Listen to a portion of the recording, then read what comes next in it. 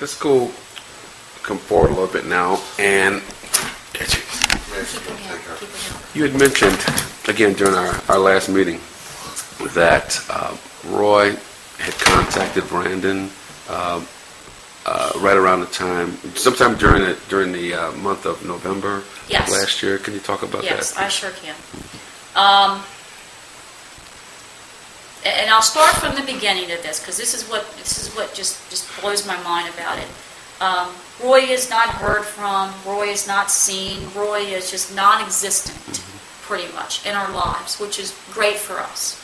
With the exception of the child support, of course, but I've just given up on that. Life is good, leave me alone. That's the pay that you get for it.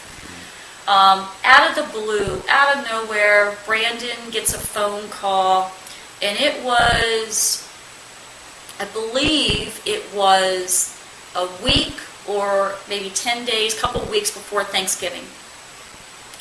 And Roy says to Brandon, "Hey, how you doing? Well, hey, guess what? You're probably going to see me on the news soon. I'm going to be a hero. That I knew where the little girl is that's down in Florida. I know where Kaylee is, and I'm going to go get her."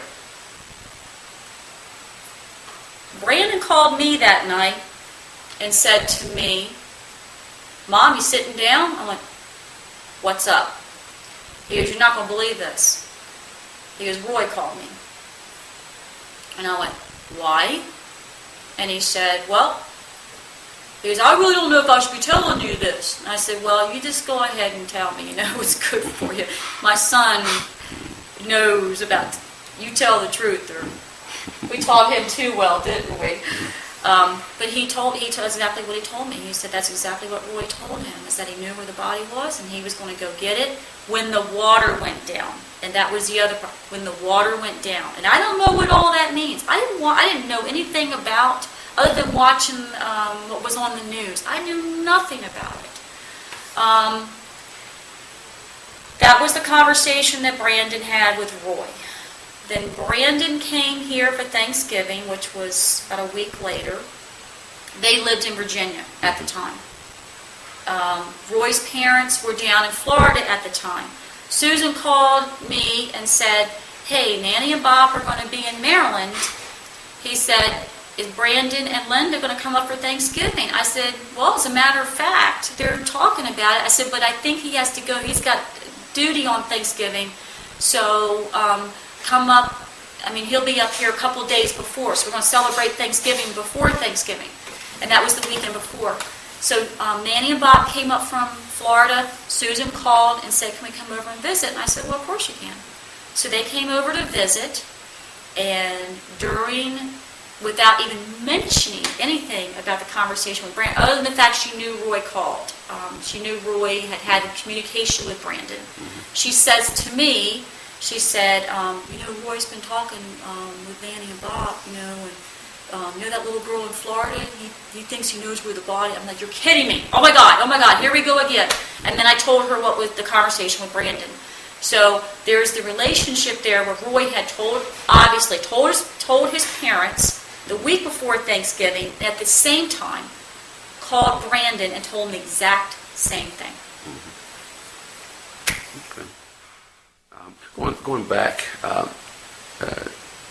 a bit, when your life with Roy, you had mentioned when we last talked that he had an interest in certain games. Yeah, I got to talk about that. Wow. Roy liked to fantasize. He lived. His world is a fantasy world. Science fiction, fantasy, pretend, make up, believe. He loved Dungeons and Dragons. Dungeons and Dragons. He got so involved with the game that they would slam stuff on my table, and they would yell, and they would act out, and for days he'd walk around like, "I'm the king," whatever.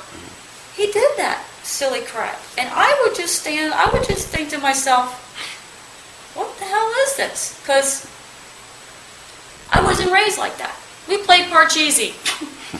I had to go outside and play. I wasn't allowed to watch television. I wasn't allowed to do all that stuff. But Roy, he was really fascinated with the pretend. If it was pretend, if he could take himself and inject himself into another world and be that person, that was Roy. That's where he wanted to be.